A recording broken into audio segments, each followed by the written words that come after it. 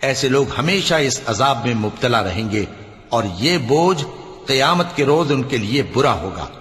جس روز سور پھونکا جائے گا اور ہم گناہگاروں کو یوں اکٹھا کریں گے کہ ان کی آنکھیں نیلی نیلی ہوں گی۔ تو وہ آپس میں آہستہ آہستہ کہیں گے کہ تم دنیا میں صرف 10 ہی دن رہے ہو، جو باتیں یہ کریں گے ہم خوب جانتے ہیں۔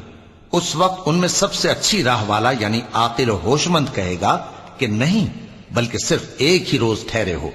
اور اے نبی صلی اللہ علیہ وآلہ وسلم، لوگ تم سے پہاڑوں کے بارے میں دریافت کرتے ہیں،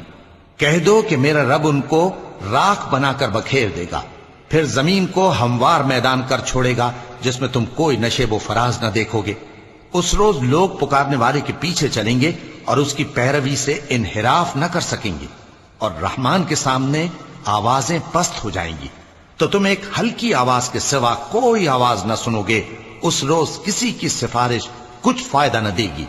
مگر اس شخص کی جسے رحمان اجازت دے اور اس کی بات کو پسند فرمائے۔